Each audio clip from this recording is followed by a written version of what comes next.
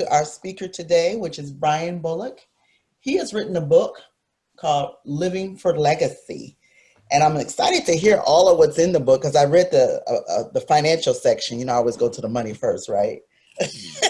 And see what people are talking about. So I wanted to introduce him because I wanted everyone to sit down and as we're going through the final phases of this COVID crisis, to do some reflection on where are you going when this crisis is over. It's been brutal for a lot of us mentally. As you said, it's been a faith walk. It's been kind of stressful and etc. But the issue is, have you done a reflection on what your legacy is going to be? And with that in mind, I'd like to introduce you to Brian Bullock. Hi, Brian. How you doing? How's it going? Fabulous. Everybody doing well? Yes. Yes. Doing well, doing well. Doing well. Doing good. I think legacy is a message that's undervalued and overlooked. Just so you guys know a little bit about me, I'm from Boston, Massachusetts, born and raised. Was raised by a single mom. My dad struggled with a drug addiction for most of my life. And I grew up in the inner city, all the typical things that you know about a young, African-American boy growing up in the inner city, drugs, gang life, people going to jail. I witnessed so much as a young person. And my mom was doing her best. Mom was on welfare. My mother did something that I don't think any mother should do to a child. And when I was in 3rd grade, without my permission, my mother took a job at my school as the cafeteria lady. Yay!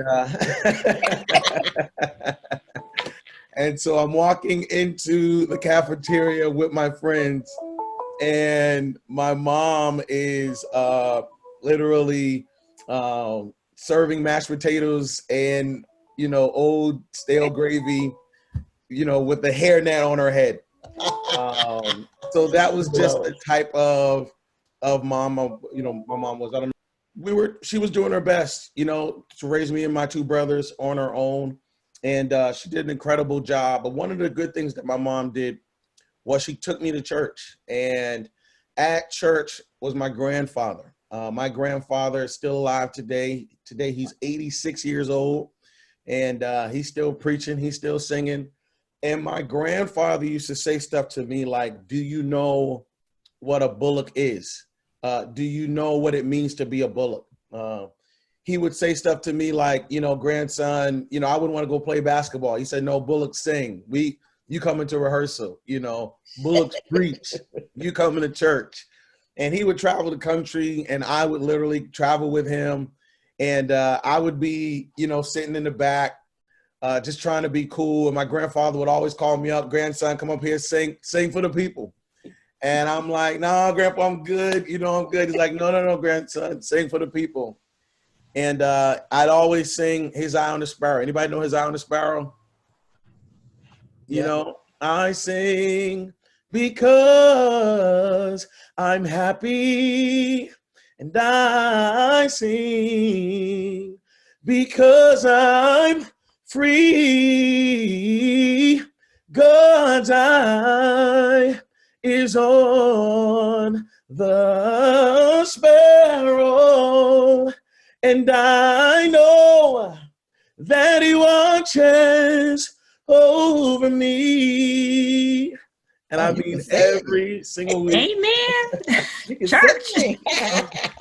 I'm singing His Eye on the Sparrow. And what I didn't realize at the time was my grandfather was teaching me legacy. And legacy is your imprint.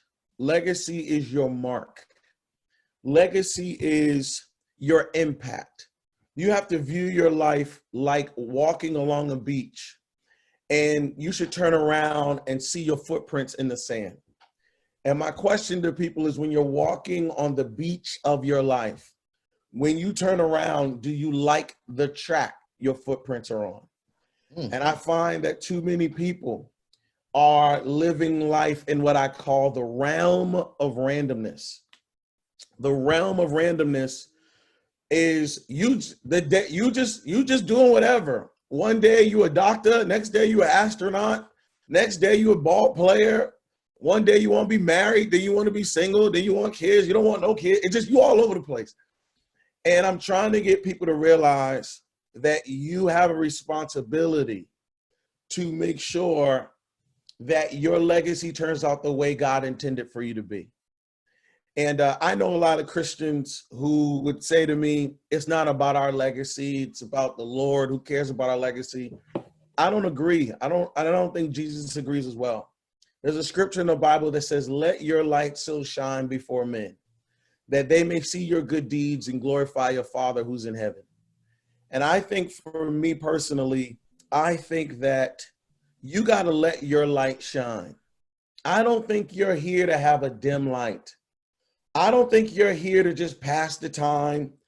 I don't think you're here to just let things happen. I believe that you're here to make things happen. And my grandfather, what he did to me was he gave me identity. He gave me a purpose.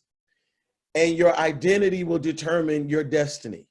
Let me say that again. Your identity will determine your destiny. You will live according to who you think you are. If you think you a thug, that's how you're going to live, which is why when we have young dudes, listening to gangbang all day, it's creating an identity in them that they feel like they have to live up to. In the reverse, the same thing happens when you have somebody telling you who you are, telling you who you can become, telling you what you can be, telling you the king and queen and the destiny that's on the inside of you. When that takes place, all of a sudden now, you live in that realm because identity determines destiny. And it's funny you say that. I'm going to have you stop for just a second because I want it to soak in. Because a lot of times we get stuck into how we were raised 0 to 18, that we do not take the time to identify who we are. And before you go on to talk about your destiny, how do you set that identity?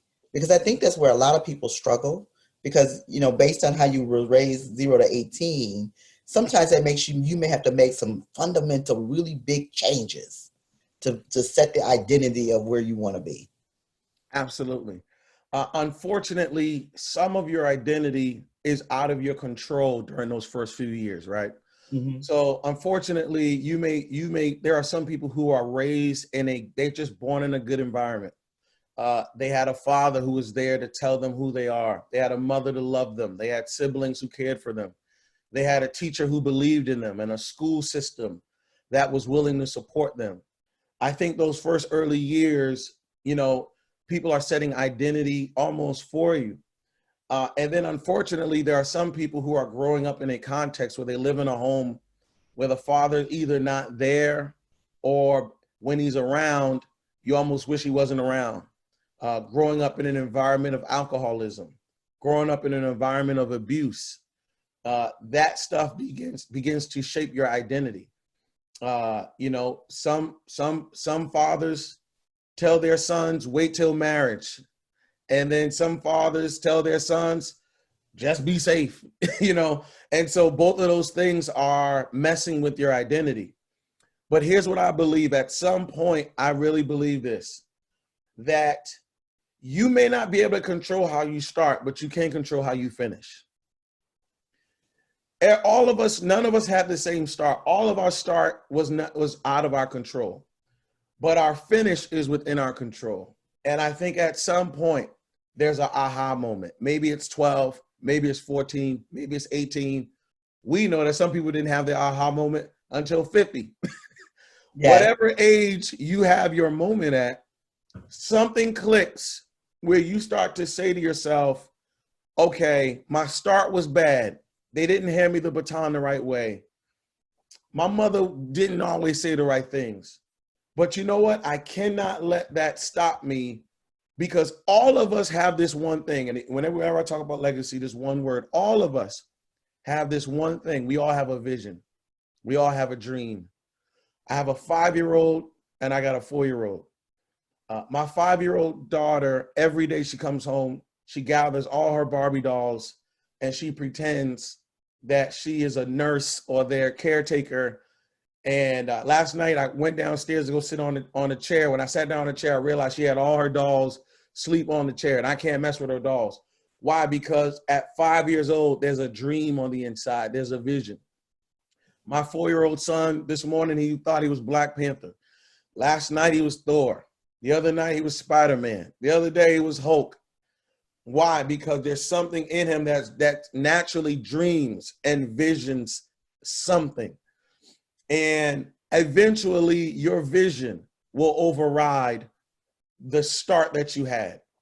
And at some point, you got to tap into that vision and let that vision be the determining factor for your future. And too many people are living as a victim to their environment rather than a victor to their vision. And I think the victim mentality says my mother didn't care and my father didn't care. Let me tell you something. Okay, let me address this real quick. My father was not around, but you know what? That was God.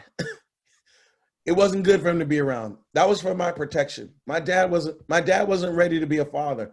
Had he been around, he would have probably damaged me in more ways than him being away.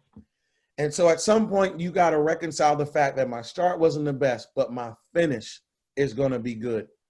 Your vision's got to kick in. Your dreams got to come alive. I know people who've been in abusive situations, but they still got a vision. They still got a dream. And I think as often as you can feel that dream is possible, you have to do that. And I think that vision is what's going to set your identity. There's something on the inside. And here's the beauty of God. I think the beauty of God is I think God always sends us. What's that character in Lion King? Y'all ever seen Lion King?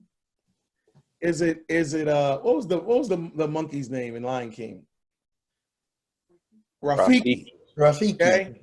So in Lion King, there's Simba, who's his father has taught him that he's a king.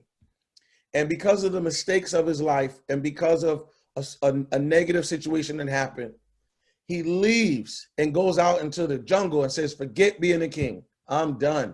I'm Hakuna Matata. I'm just out here with Timon and Pumbaa living my best life. Ain't going back and forth. I'm done, okay? And then Rafiki comes and meets him and says, I know who you are. And he says, well, what you mean? He said, you're Mufasa, you're a king. What are you doing out here? I believe that God sends us people, a teacher, a coach, a grandparent, a neighbor who watches us and say, now, you know you better than this. You know who you are. If all of us examine our lives, we could all remember and almost write down the person, the moment, the person who taught us and told us who we were. It's as if God finds people in the earth. When your biological parents can't do it, he sends somebody to be able to speak and declare who you are. A pastor. All of us have sat in church one day and the pastor preached something and you may have fallen asleep every other time, but one day it hits you and you realize I'm bigger than where I'm at. And I think that that's the power of legacy. Part of where this message of legacy came from was I did a study on last names. And what I found out, I studied companies that were last names. Mm-hmm. And what I came to realize is that the majority of the products we buy are not products, they're last names. Mm-hmm. So McDonald's is not a product. That's not a burger. That's a last name. Rolls Royce, that's not just a car. Those are two last names. Welch's is more than grape juice. That's a last name. Wells Fargo is not a bank. That's a last name. Walgreens is a last name. Walmart came off of a last name. Gucci is a last name. Hennessy is a last name. Okay. And so what I realized was, wait a minute. So I'm not just investing in a product. I'm investing in a family. And here I am, I'm making every family rich while making my family broke. And I was saying to myself saying, man, I've given McDonald's family a lot of money.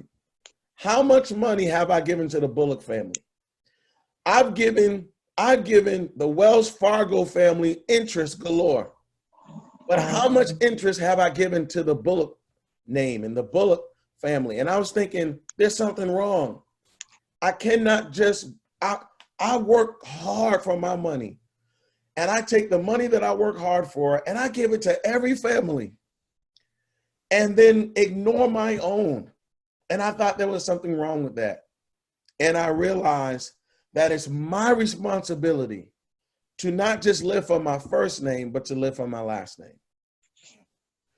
That is my responsibility to say that my name matters and my name means something. And when I say your first name, I believe your first name is me. Your last name is we. First name is you. Last name is us. And I think at some point you got to stop living for me and start living for we. You got to stop living for you and start living for us. And so I'm trying to change people's mindset with living for legacy to say, rather than just living for Brian, can you live for Bullock? Because if you start living for Bullock, you'll start thinking generationally. And if I can get you to start thinking generationally, you can start making better decisions today. I had this experience where I rented a car. And when I rented the car, I was in Boston and I was trying to go fast. And I was just, they had like one car left. I was like, give it to me. I was in a rush. And the car had a stench in it. When I got the car, I had a little stench. Now, I wasn't balling like that at the time. So I'm used to getting little raggedy cars that don't necessarily smell the greatest, okay? So I didn't think much of it at the time. But it had a stench. I went to the store. I put a little air freshener in it. And what happened was when I returned the car, they charged me, I think $350 more than what I had agreed to pay for it.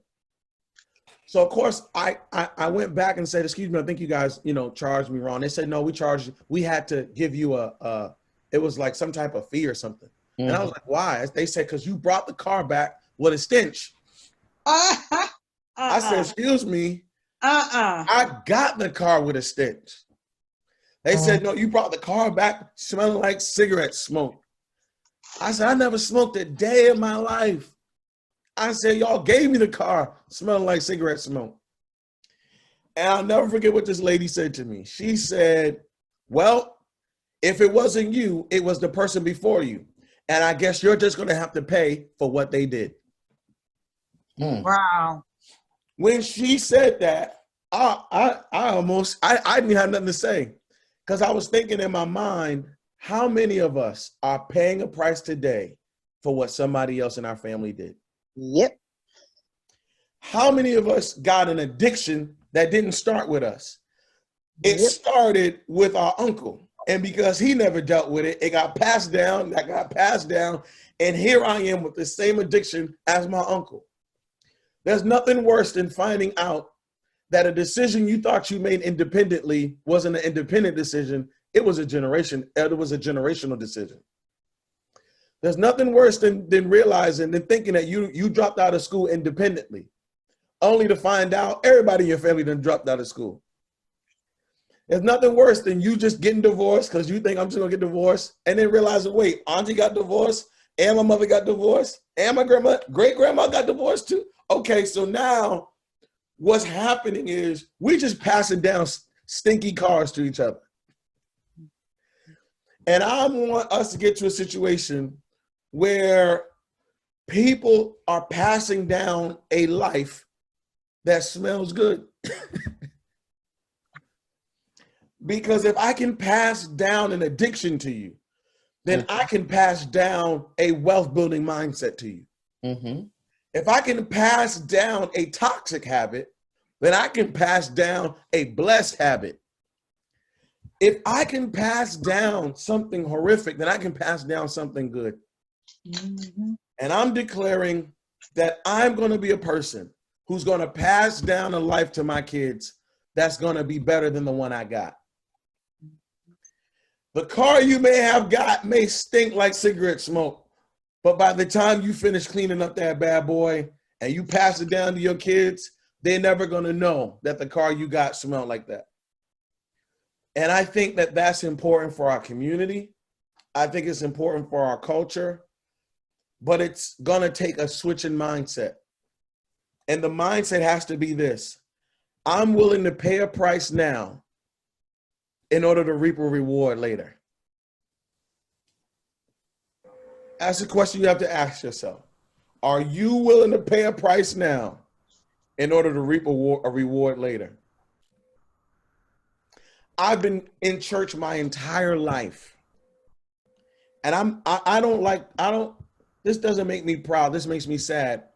I can count on one hand. I've done hundreds of funerals. Wow. I've been to hundreds of funerals, been in church my entire life. I can count on one hand how many funerals I have done where the family had life insurance. And when you ask someone, do you have life insurance? And they're like, no. And then you ask them why, you know what they say? The average answer is, I'm not going to pay $20 a month for some money I'm not going to see. Because in their mind, paying a price now for something I'm going to reap until later is difficult. And we've got to get to a place where we're starting to tell people, no, pay the price today. Sow the seed today. Sow that prayer seed today. Sow the wisdom seed today. We're in a month of heading to the month of June. We're seeing all these graduates. Why are we seeing graduates? Because they've sowed a seed in the classroom so that later on they can reap a harvest at graduation. That is how we're going to build legacy. Can you pay the price today? Can you go through the pain today? Can you say, you know what? I want my last name to be bigger than my first name. So I'm willing to pay a price in order for my children to have a better life. I'm willing to sacrifice some of my going out days. I'm willing to sacrifice some of my vacation days in order for us to be debt free, in order for us to make sure that we have things lined up. I'm willing to do that in order for my tomorrow. And I think that when we get to that point, man, that's legacy. That's legacy. When we're talking about legacy, we're talking about your impact. And we're talking about what matters to you. And my question to everyone that's on this line is, what do you want 5 years from now to look like? What does 1 year from now look like? The Bible says, without a vision, people perish. Without a vision, people die. But the opposite is true as well. With a vision, people come alive. With a vision, people become awakened. And I'm asking you, regardless of your age, your stage, what you should say, in 2 years, this is what I want life to look like. In 3 years, this is what I want life to look like. I'm telling millennials, what's the next 20 years look like for you? Because if you are not intentional about building your legacy, you will spend the rest of your life building someone else's. Let me say that again. If you are not intentional about building your legacy, you will spend the rest of your life building someone else's. And I don't want you just working a 9 to 5 and giving your company 40 hours of your time, giving these organizations all your money because you were never intentional. You never sat down and said, what do I want my legacy to be? It don't have to be just money. I want to pass down a legacy of character and integrity. I want to pass down a legacy. I want to pass down something. As I'm talking about passing it down, and I got some mothers on the line. I've been fussing at mothers and I've been fussing at daughters, okay? Because I know too many mothers who are going to die with that sweet potato pie recipe. You're not passing it down. I don't know why. I don't know what's going on. I'm seeing too many mothers who are going to the grave with that apple pie, butter cake, what? Pass that thing down. I mean, I'm talking to young girls. I'm saying, now your mama one of the best. Your mama make the best mac and cheese in the world. Do you know how to do? No, I don't. I never taught me. And I'm saying, what in the world? Why aren't we passing anything down?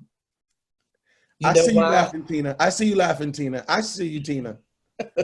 Why? But I think that's your name. I see that's your name. At least that's on the thing. But why aren't we passing stuff down? Because it's work. People don't want to do the work. It takes work to teach someone. So what I'm finding is a lot of times people don't want to take the time to stop to teach. I mean, in my family, they start teaching you to cook at 10. It takes time to teach somebody how to cook all those fancy meals, and it takes years. It doesn't just happen overnight. And a lot of times people don't want to, the children don't want to take the lesson, or the parent don't want to give the lesson because it just takes time. Yeah. And I think that that's what COVID-19 has done for us. COVID-19, out of all the negative things it has brought to us, if there was ever a silver lining in this, is it has given us some time. Mm-hmm. Some time to dream, some time to think, some time to strategize, and some time with our families to pass some things down. Every time I'm on a stage, I bring my son on a stage and I'll have my son walk the stage. I say, son, what is this? He says, it's a stage, daddy. I say, you know what Bullocks do on the stage? Yep, we sing, I said, what is this? I put a microphone in his hand. I say, son, you this is what we do. We talk, we do this. And he doesn't have to preach. He doesn't have to sing. He doesn't have to do what I'm doing. But he at least needs to appreciate that our family has something, that we're doing something that represents us. And I think that we have to put in the time to start to pass something down. There are too many gifts that aren't being passed down. Too many recipes that aren't being passed down. Too much wealth that isn't being passed down. Houses that aren't being passed down. Buildings and companies and businesses that aren't being passed down. And so when it's not passed down, everyone is trying to make it on their own. And I don't think that's legacy. I think legacy is about us making it together. I think legacy is about adding to what I'm doing, to what you're doing, because compound momentum. And I think that's what we want to see in the earth. And I think that that is God's desire and God's plan for us. Yeah. That we are people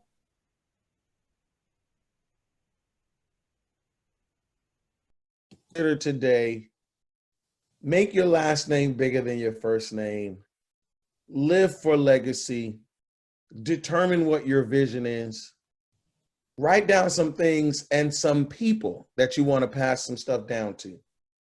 I want you to write down, I want you to start to think, you know what, I can pass this down to someone.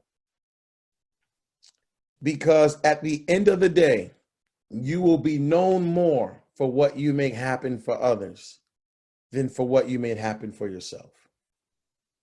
At the end of the day, you will be known more for what you make happen for others than for what you just make happen for yourself.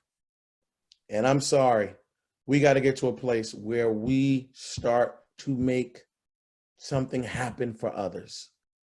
I sang that song to you guys, His Eye on the Sparrow. And I know that you were listening to me sing it. But the truth is, you were really listening to my 86-year-old grandfather. And as long as I am in the earth, I will be singing that song. And as long as I'm singing that song, his legacy will remain. And you have to get to a place where you recognize that I am going to leave a legacy by leaving some of myself and the people around me. That's how we make the world a better place. That's how we make our community a better place. And that is how we live for legacy. So let me ask you a question, Brian, since you said that. You had mentioned, you grew up in an urban environment, you had drug addiction and all type of things around you. When did you make the decision of what your legacy was going to be? I think for me, when I really started to think about legacy, now when I was younger, you know, I'm just living, right? So my grandfather is taking me to travel, and there were certain principles that I'm picking up along the way, right? So I know that, okay, I want to do ministry full time. I'm seeing it. I want to do that. I'm seeing stuff like, okay, I want to be married. I got married when I was 24. I was like, I'm getting married. I want to be young. Today's my birthday, by the way. I just turned Happy 37. birthday. 37 today. Today's my birthday. Happy And, birthday. thank you. And so I got married 13 years ago. When I was 24, I was like, hey, I'm trying to build a life with somebody. My mom owned her home. When I was young, I was like, you know what? I don't want to just be a renter. I want to own something. And so all throughout life, there are these moments. But I think for me, my legacy moment was the day my daughter was born. The day my daughter was born, which was 5 years ago, the world changed for me.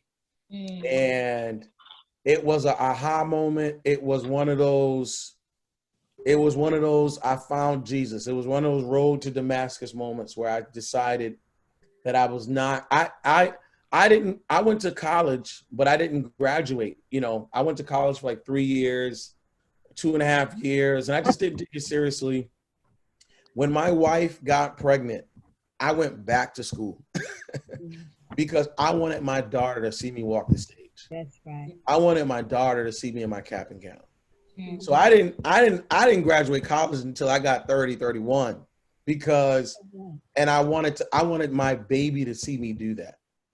That's when legacy kicked in. And I think that it's different for everybody. Some people is when they turn 30, some people is when they turn 40, some people is when they graduate college, some people is when they moved out the house. Everybody needs to know their moment, right? Everybody's got to find their moment.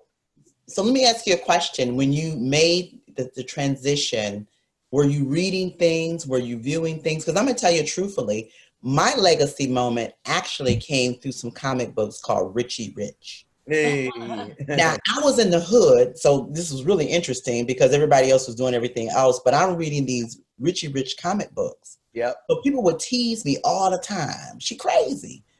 Well, in that way I was, but I envisioned that I was going to be Richie Rich. Yeah. Well, there came a point in time in my life that I kind of was Richie Rich. I had a nanny, a maid. I mean, I had assistants around me because my business was booming. But I remember when the business got to like 330 million in assets under management. And I hadn't thought about it because I had been on a building phase for so long. We just was moving. And my assistant had brought in a report. She said, you know, it just cost $325 million assets under management. I said, we did what? She says, we just crossed 325 million, but I had been in the building more. I hadn't even been paying that much attention. I went, oh my God, I'm taking a vacation. I got out of there, right? But the point was that I had already envisioned in my mind where I was going to go. And then everything else just kind of followed in. I read things that kept me in, because my parents were high school dropouts, both of them.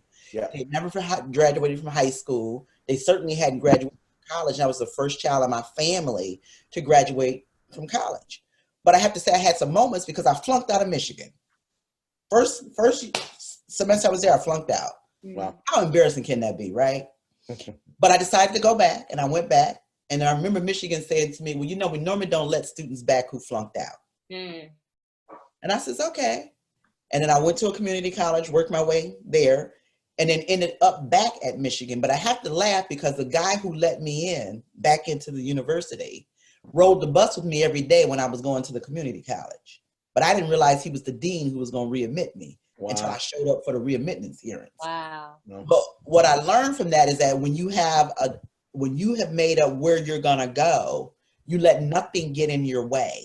You're going to have obstacles. You're going to have things that go bad. You're going to have things that go wrong. Everything just goes not the right way. How do you tell people to stay on the path? Even though it may not look like the path is happening for you, to just stay on path. Yeah. There was a quote that I read years ago that has been one of my life quotes at this point. And it says, you will be exactly who you are in 5 years, except for the books you read and the people you meet. Okay. Let me say it again. I think it says this way. In 5 years, you will be the exact same person you are today, except for the books you read and the people you meet. The two greatest factors of who you're going to become are the people you meet and the books you read. Yes. Your greatest transformation is going to come through your relationships and the knowledge you consume through books. One of the most impactful moments of my life came when I started reading books. When I started reading and really diving into knowledge, it was better than any school I've ever been to, any classroom, any professor I ever had. And I never forget the day I read The Total Money Makeover by Dave Ramsey. And The Total Money Makeover by Dave Ramsey. I just came back from vacation, and I had a great vacation. And when I came back, I went to go pay my mortgage. My account was low, and I couldn't understand. Me and my wife had great jobs, great cars, we were doing our thing, and I'm sitting here almost going to be short on my mortgage. Somebody told me to read a book called The Total Money Makeover by Dave Ramsey. And I read that book. And from reading that book, I read that book in one day. It should have took me a month to read it. I read it in one day. I was so immersed in it. When my wife came home, I said, girl, we getting out of debt. She was like, excuse me? I said, we getting out of debt. We had $50,000 student loans. We had $10,000 of credit card payments, $10,000 on a car, and $10,000 on another car. We had $80,000 of debt. It took about a month for me to convince her that we were going to, pay off debt. And in 2 years, we paid off $80,000 of debt. And to this day, we are debt free. Wow. All of that happened because I read a book. Like I just read a book. I didn't go to no conference. I didn't come from anything of me. I read a book. And I think that part of the way, right? So it's a fire. You have to keep adding wood to the fire in order for it to stay. You have to keep adding fuel. And I think that the books you read, and I think the people you meet, I have a community of people who are constantly pushing me to be better. And I think that too many people just don't have that community. And I'm pushing people to, even through this COVID isolation pandemic, find your community. The fact that you guys are all on this, Zoom right now, you're on this chat, this is community, this is building you. And I don't know what to say for the people who won't read or won't meet anybody that can inspire them. I think those are the people who are dying. They're staying stagnant and staying the same. But today you can get a mentor anywhere. I have multiple mentors. I have a financial mentor. I have a relationship mentor. I got mentors galore, spiritual mentor. And so it's the people you meet and the books you read that keeps adding fuel to your fire. So let me ask you a question about the mentor. How did you get your mentors? Tell me. The only way to get a mentor is to seek them out, chase them down, hunt them down, follow them, harass them, text them, try to stop them, okay? Mentors don't come looking for you. You have to go looking for them. And when you here's how you identify a mentor. You find an area of your life and say, okay, whose life do I want to mimic? So my relationship mentor, they have a marriage that I want. When I saw that marriage, I said, yep, okay, I want my marriage to look like that.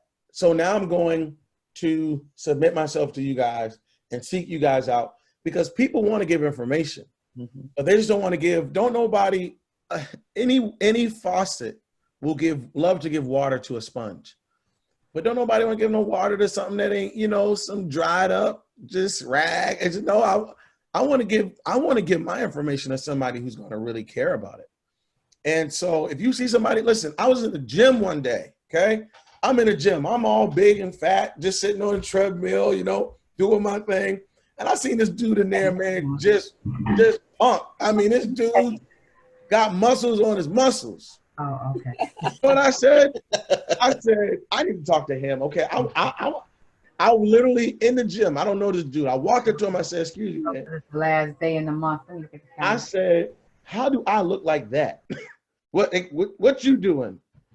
He started telling me about he does a keto diet and he does this, that. And I said, "Hey, can you be my mentor?" He was like, "Absolutely." So you have to seek them out. And I think that too many people don't have mentors because they're not willing to chase them down for the information.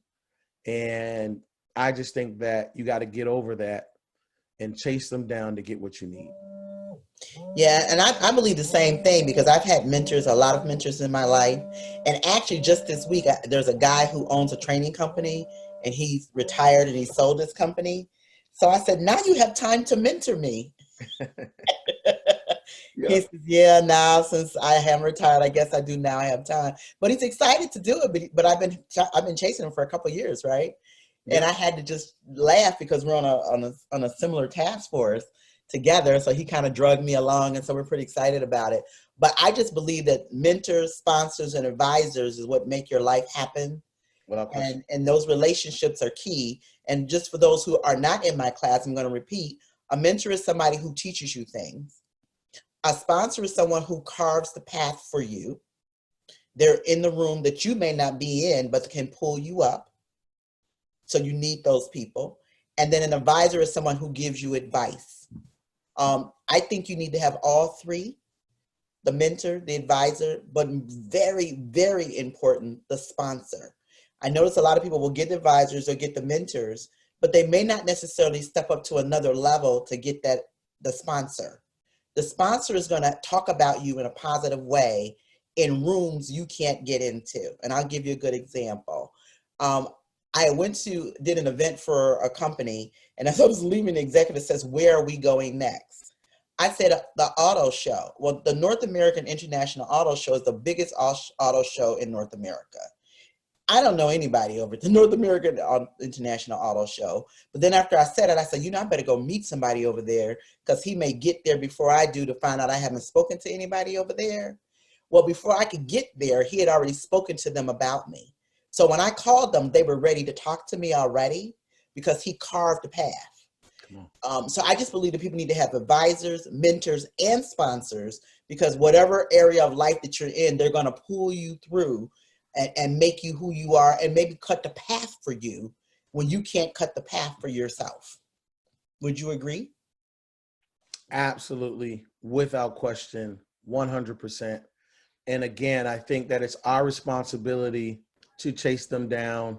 I love what you said. You said it took you some years. It's like, that's what it is. When we're in a culture today where people get so offended, and that's the other thing. Can I say this real quick? Mm-hmm. People don't really want mentors. They want fans, right? They want somebody who's going to be like, "Hey, good job." And mentors don't do that, right? Mm-hmm. Mentors aren't. Today's my birthday. My mentor ain't really calling me today like, "Hey, buddy, I love you." You know what I mean? Like, that's not what he does. Okay.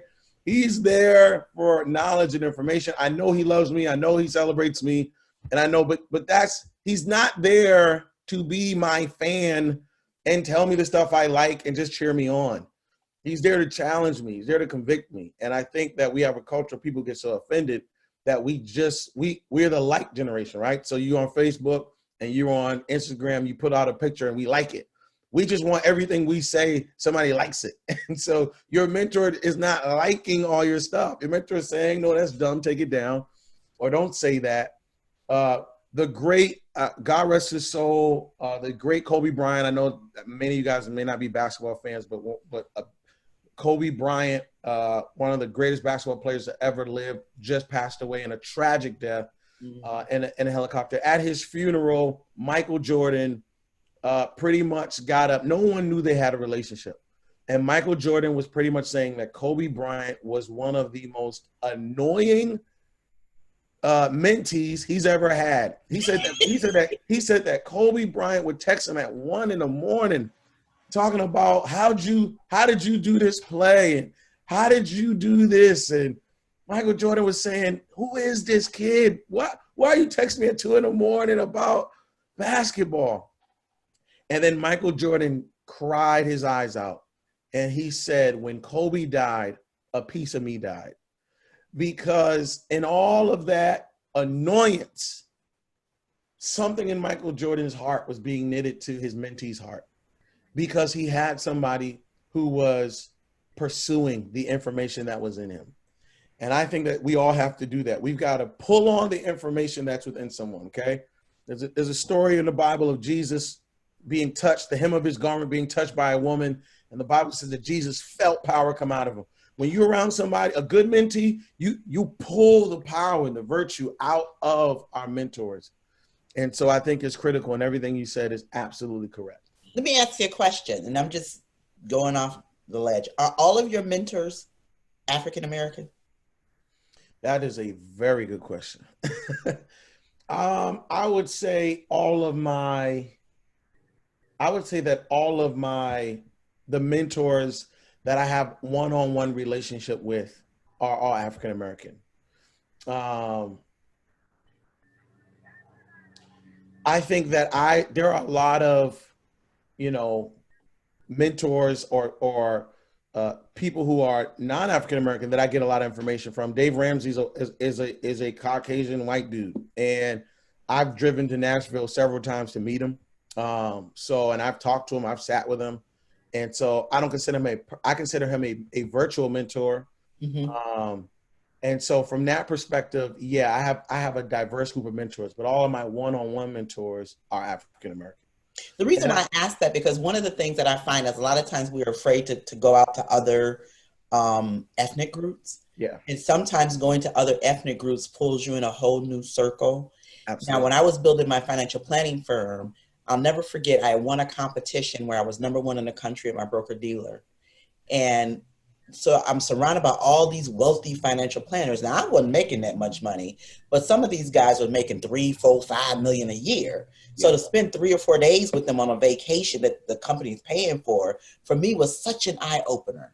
And so I was having this conversation with a couple of the guys and said, they don't give me the information that I need. And one of the guys says, get away from that kitchen table production they doing. They stupid. You need to go into specialization on the corporate side of the house. And so I remember saying to him, well, it's not a lot of Black people on the corporate side of the house. Yeah. And the one guy in Philadelphia says, so you be the first. Be the first. And I says, well, how am I going to do that? He says, you can come here to Philadelphia and we'll help you. Yeah. So for 9 years, I flew to Philadelphia every quarter and met with that guy. Wow. And he deposited it into me. And then I got another mentor out of that group who was in Miami. And for 20 years, I went to Miami, and 14 of those 20 years I met with him. Yeah. At least once a year. But sometimes you got to go outside of your ethnic group sometimes to find people who have the skills that you need. And you maybe are very amazed that they're open to help you because you're chasing after them. I've recently started to try to learn golf. Okay. And I was approached by somebody who asked me, they said, do you play golf? I said, no, I don't play golf.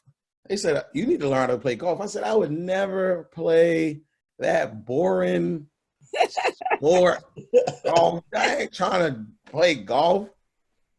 And I never forget, this lady said to me, she was like, wait, you think that people play golf because they like golf? And I was like, yeah. She said, that's not why people play golf. I said, oh, why do people play golf? Access. She says, there are more deals that happen on a golf course Network. than in any other room in the country. She was like, all the jobs that people are applying for, those jobs have already been determined on a golf course long before they'd even get to the interview. Right. And so you're applying for a job that 2 dudes on the golf course say, hey, man, my little nephew need a job, man. Knucklehead, he out here. And he say, oh, Bob, I got you, man. Well, I got a spot open at the bank. Now, meanwhile, you're there applying, going to school, educated. You ready for this interview. You're going through interview training. And the job you going for, Bob done gave it to his golf buddy on the course, to his knucklehead nephew who's in trouble every week, just because he's doing a favor for a friend. But do you know why? 18 holes over 4 to 6 hours is such a bonding moment. Come on. So when we get to by the 12th hole, you could ask anything you want because they're trying to get to the 18th hole. I think it's the best bonding moment ever. Absolutely. So I have a national financial speaker, a mega church pastor, and a almost a celebrity attorney, and a NFL player who play golf together that I'm friends with, and they're letting me in their group. And I am going to learn how to play golf just so that I can hang out with them and have access to this different world. So I agree with you wholeheartedly. But it's funny that you said this because beyond just golf, there are other things that if you open up your world, it brings you to a whole different space. I remember when my kids were little, I joined the yacht club, and I have to laugh because I don't own a yacht. But I've always wanted to own the sailboat, right? So I joined the yacht club, and of course you got all your sailing friends. So my kids take sailing lessons, and I got to see my daughter, commandeer this sailboat. But the point is, I'm not even a sailor, but I invested in a membership at the yacht club so I could be around people who are sailing. And literally, for the entire time that I was at the yacht club, I was out on somebody's boat every weekend. Wow. And so sometimes you have to invest in doing things that are different and out of your norm so you get access to people. So whether it's sailing, whether, like I noticed that a lot of ladies do knitting clubs, gardening clubs, just things that are outside of your norm that can get you access to different groups. Yeah, I love it. Are there any questions anyone has? I have about a few minutes. You got 5 minutes. So yes. Any questions? See, make it quick. I have a son, he's about your age, and I want to motivate him he reads. So I would like to, is this the only book you've written? Are there other books? How would I connect him to you? Because you would be great. So right now, Living for Legacy is my main book. I have another book on worship that I wrote a couple of years ago. But Living for Legacy is the book. Obviously, BrianMBullock.com. You can grab the book. You can get it from Amazon as well. You said who.com? Brian, BRIAN, Bullock.com. Okay. And then you can also find his book on Amazon. Get my book on Amazon as well. You get the ebook on Amazon. I would tell them to follow me on Instagram, right? Okay. And the reason why I tell them to follow me on Instagram is because I'm putting legacy content on Instagram at least twice a day. Oh, wow. Okay. And I comment on every post. I comment on everyone who comments on my posts.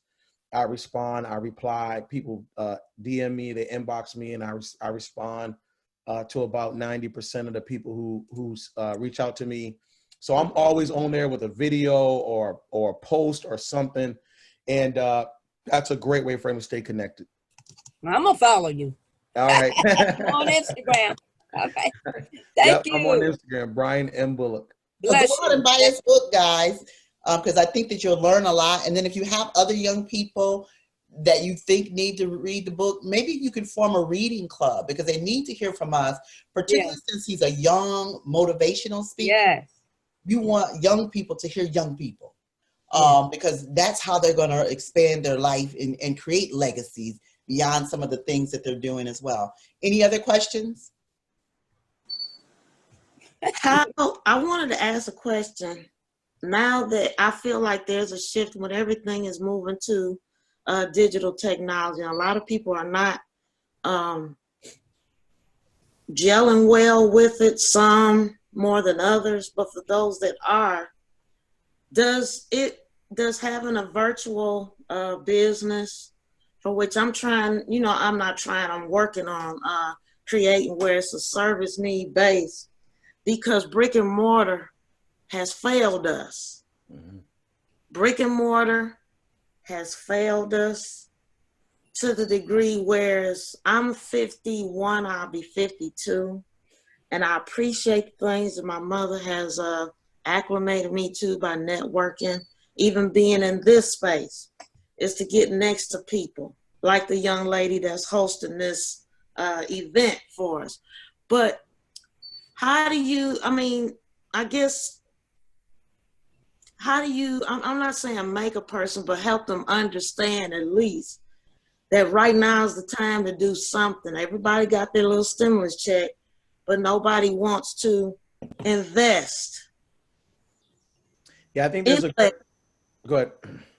So There's a great book I read called "Who Moved My Cheese." I don't know if you heard. Yeah, Right, and that book's so good. it is. You know, kind of the short end of it is like, you know, if I can just recall it, it's almost like there are these mice, you know, these little people. They're these mice, and they're going to this room where they're getting all this cheese, and there's just all this cheese there. And little by little, the cheese is starting to dwindle down, and they notice. Everybody else doesn't notice, but they notice. And eventually, there's no more cheese in the room. And there are some of the characters in the story who keep going back to this room because they figured, I got cheese here once, the cheese got to be coming back. And one of the characters in the story just takes off and says, nope, I can't. I can either stay in this room and die, or I can take off and find where the cheese is at now. And eventually the one who takes off finds that there is more cheese in another room, but he can't convince the other ones to leave the last room, to come into the new room to get the cheese. And I think that's the world that we're in right now. I think anyone who is not embracing the digital space in order to do business, they don't realize that their cheese has moved, that it's not back there no more. That the cheese is moved to a digital space. And I think, you know, you can't make somebody be passionate about something. I mean, it's very hard to make someone passionate at a time that they're not. You can only give the information and hope that something turns around. But I'm telling everybody, get on social media. I'm telling everybody, get on Facebook, Instagram. If you got to get on TikTok, whatever you have to do, because this is how you're going to make your money. This is how you're going to make your mark. This is how you're going to communicate. This is how you're going to make an impact. And it's not as hard as we made it out to be. And it's 1 o'clock. And as I said, we try to leave at exactly 1 o'clock. Oh. So I thank you, Brian, for meeting with us. And just so you know, Bethany reached out to Brian on. I'm sorry, that's me. On site, and he responded very quickly. So he will respond if you reach out. So feel free to do so. But as I said, go out and buy his book. Maybe you have some reading groups to talk about it. Somebody, please find a young person to put it in their hand. I promise you, it will be a benefit to them. All right. And does he come out and speak? Do you charge? Yes. Okay, we'll talk. What was the name of the book again? The name is Living for Legacy. Thank you. Living for Legacy.